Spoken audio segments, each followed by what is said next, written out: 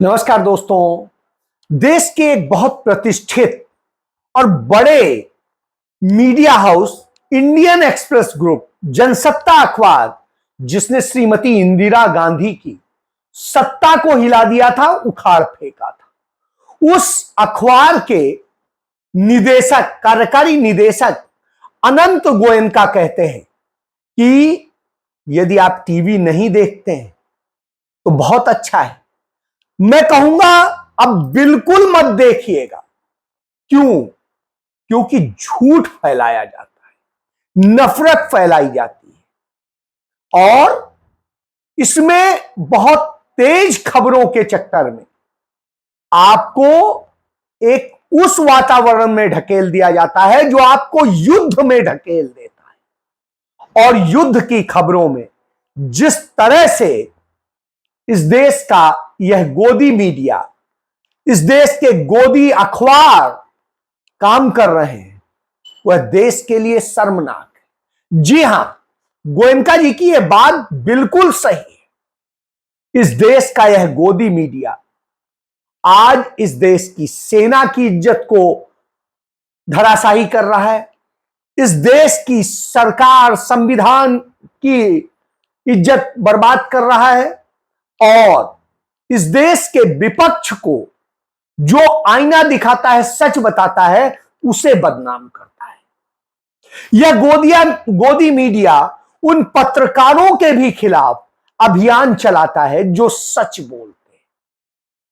यही तो एक सच है। और इस कारण से जब भारत और पाकिस्तान के बीच में आतंकवाद जैसे एक अहम मसले को लेकर के तनावपूर्ण माहौल है और भारत उन आतंकी ठिकानों को नष्ट करने की कोशिश कर रहा है, उनके इंफ्रास्ट्रक्चर को खत्म करने की कोशिश कर रहा है, तब इस देश की सरकार इस गोदी मीडिया को संरक्षण देती है, लेकिन नफरत वाले मीडिया को और आगे बढ़ाने का काम करती है। यही नहीं करती, वो जो सच सामने लाते हैं, जो सच ला करके इन सब के झूठ का पर्दाफाश करते हैं, उनके खिलाफ हमले करती है, एफआईआर कराती है और उन्हें खत्म करने का काम करती है। तो फिर देश का दुश्मन कौन?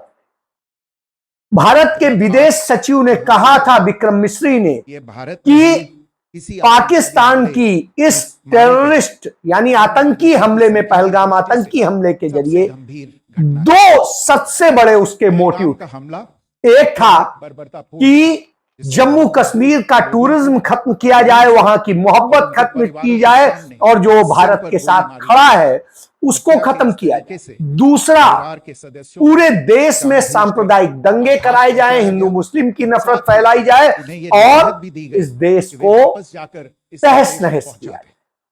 ये हमला यही तो स्पष्ट रूप से नरेंद्र मोदी के लोग कर रहे हैं। और जिस तरीके से बाधित नरेंद्र मोदी और उनकी पूरी ट्रोल आर्मी, पर्यटन और उनका यह गोदी मीडिया मुख्य आधार सब मिलकर के इस देश में नफरत फैला रहे हैं, झूठ फैला रहे हैं और पूरी दुनिया में भारत की बदनामी करा रहे हैं। इसलिए चिंताजनक ये था।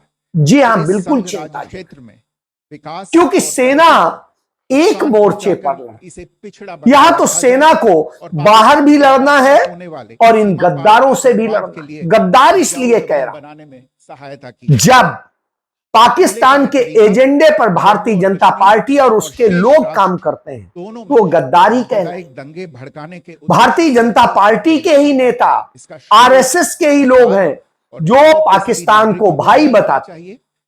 यही लोग हैं, मोहन भागवत ने भाई बताया, और यही लोग हैं, चाहे लाल कृष्ण आडवाणी हो, चाहे अटल बिहारी वाजपेयी हो, चाहे नरेंद्र मोदी हो, ये पाकिस्तान के साथ जाकर गलबहियां ये डालते रहे, जिन्ना की मजारों पर ये जाते रहे। एक भी कांग्रेस का नेता कभी भी इनके पास नहीं गया। मनमोहन सिंह की 10 साल की सरकार में वो एक बार भी पाकिस्तान नहीं गए, जबकि उनकी पैदाइश पाकिस्तान की। सोचिए, यह है अंतर, और यही अंतर दिखाई दे रहा है।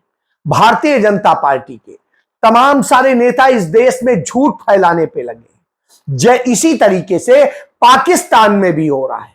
पाकिस्तान का जो गोदी मीडिया है वो वहां पर झूठ फैला रहा है।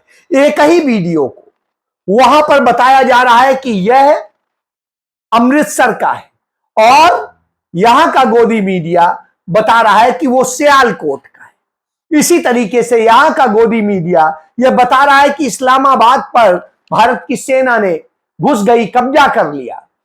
ऐसे ही लाहौर में कुछ कर दिया। इसी तरीके से कुछ और करके कराची और न जाने क्या क्या।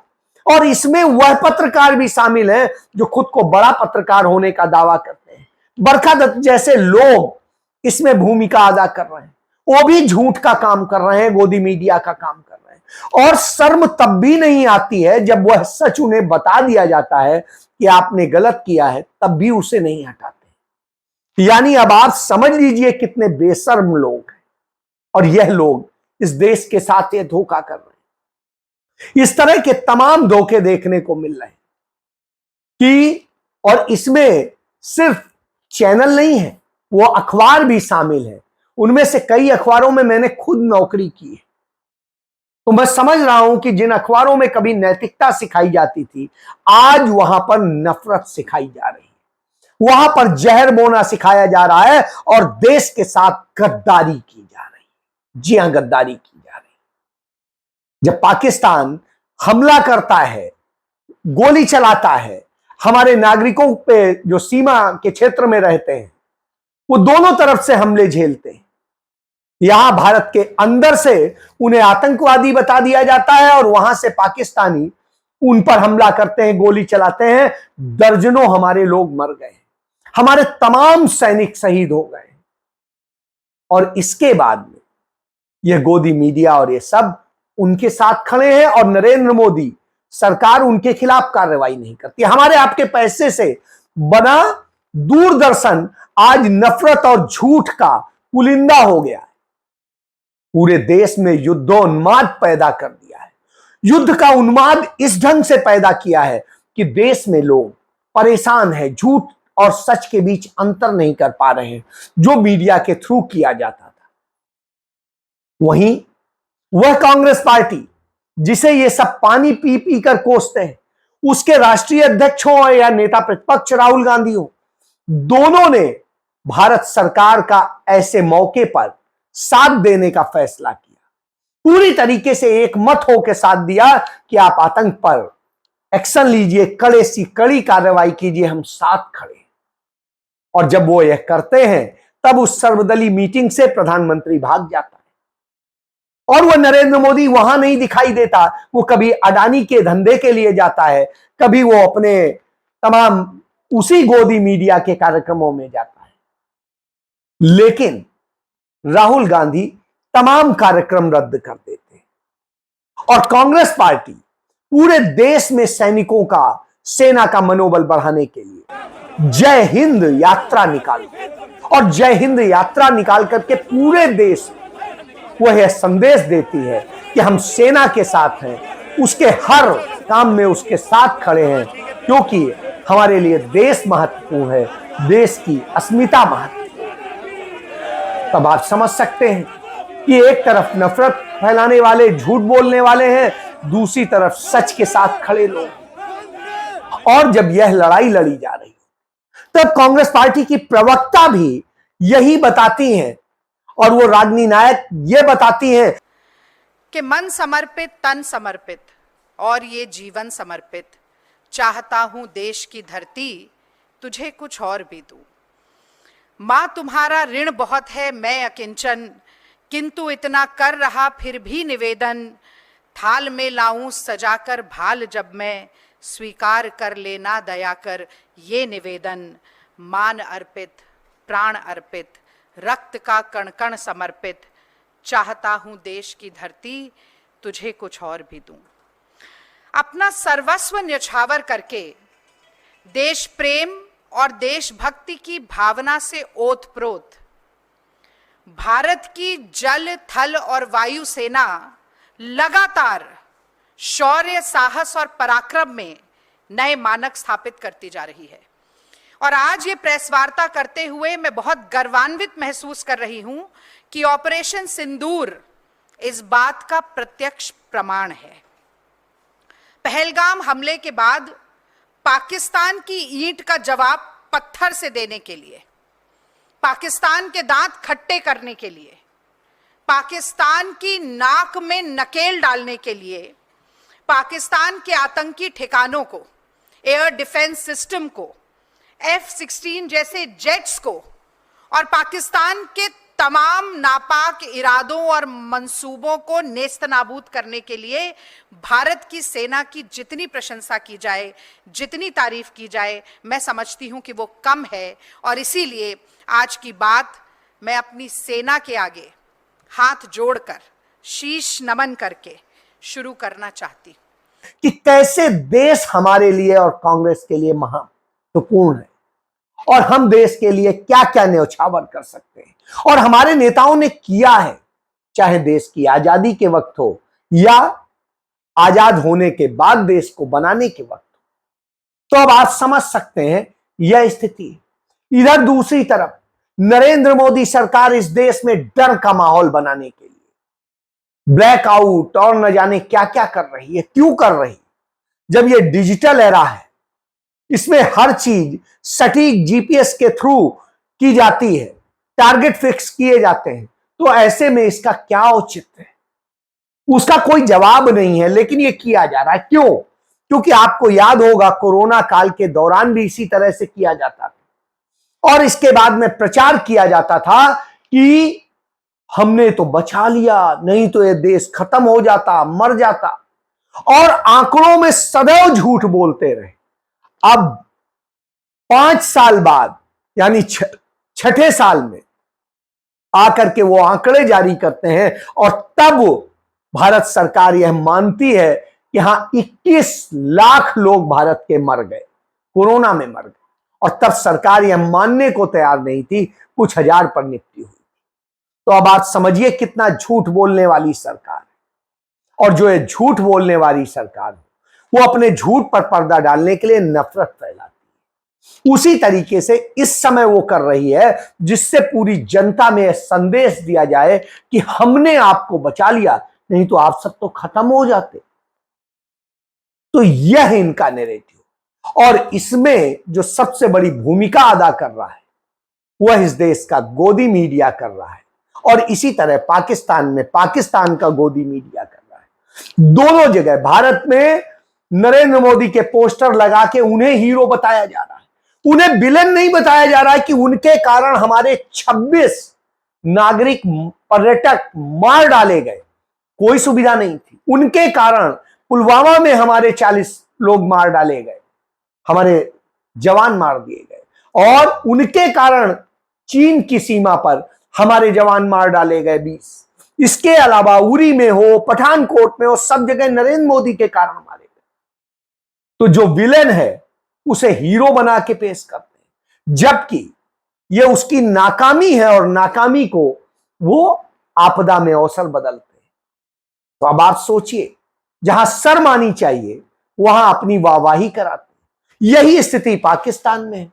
पाकिस्तान का प्रधानमंत्री अपनी संसद से लेकर सब जगह अपने गुणगान कर रहा है और वहां का गोदी मीडिया उसकी बजा रहा है कि हां साहब ये हो गया। उन्हीं झूठे वीडियोज के जरिए, कोई गजा का है, कोई वियतनाम का है, कोई थाईलैंड का है, कोई कहीं का है, या कोई गेमिंग ऐप का है, तो उन्हीं वीडियो से भारत में वो पाकिस्तान का दिखा रहे हैं, पाकिस्तान के भारत में दिखा रहे हैं और उनकी जगहें बता रहे हैं। और उसके बाद में जब फैक्ट चेकर मोहम्मद जुबैर, जिसे नरेंद्र मोदी सच बोलने के कारण उनकी सरकार ने तमाम मुकदमे दर्ज कराए, जेल में डाला, वो सच बताता है, सच दिखाता है, तो तकलीफ होती है। और तब नरेंद्र मोदी सरकार द वायर जैसे वेबसाइट को बंद कर देती है जो सच बता रही थी। वो पुण्य प्रसून वाजपेयी जैसे एक अच्छे पत्रकार, स्वतंत्र पत्रकार जो सच्चाई और तथ्यों के साथ बताते हैं, उनके चैनल को बंद कर देती है।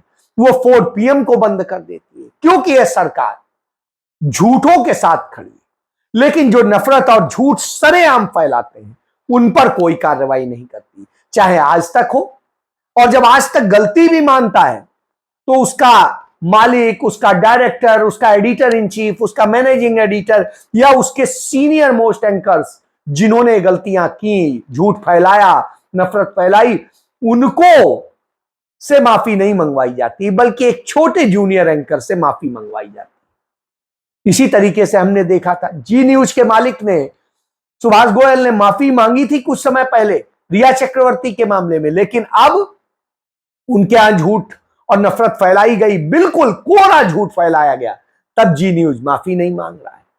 इसी तरीके से अर्णव गोस्वामी का चैनल रिपब्लिक भारत हो या टाइम्स ऑफ इंडिया ग्रुप का नवभारत हो, ये सब झूठ, नाविका कुमार का, ये सब झूठ फैलाने और नफरत फैलाने का काम करते हैं। तो आप सोचिए, और अडानी का चैनल हो, चाहे अंबानी का चैनल हो, चाहे रजत शर्मा का चैनल, सब झूठ फैलाने पे लगे हैं। और यही नहीं, भारत समाचार हो या और कोई हो, वो भी यही काम कर रहे हैं। तो अब आप समझ लीजिए, इस सेना को सिर्फ पाकिस्तान से नहीं लड़ना है, इन झूठे गोंदी मीडिया के चैनल से भी लड़ना है, अखबारों से भी लड़ना है, और लड़ना है नफरत फैलाने वालों से भी, क्योंकि ये सब पाकिस्तान के हित साध रहे हैं और भारत की दुनिया में बदनामी करा रहे हैं। तब राहुल गांधी और कांग्रेस पार्टी जब सच बताती है तो उन्हें तकलीफ होती है। दूरदर्शन जो हमारे आपके पैसे से बना है, खून पसीने की कमाई से, उसमें नफरत फैलाई जा रही है, झूठ फैलाया जा रहा है, सब किया जा रहा है। कौन रोकेगा? नरेंद्र मोदी, लेकिन नहीं रोक रहे। एफआईआर कौन दर्ज करेगा? नरेंद्र मोदी, लेकिन नहीं कर रहे। लेकिन ये सब काम करेंगे जो सच बताते हैं उनके खिलाफ। तो यह है नरेंद्र मोदी सरकार का सच। जय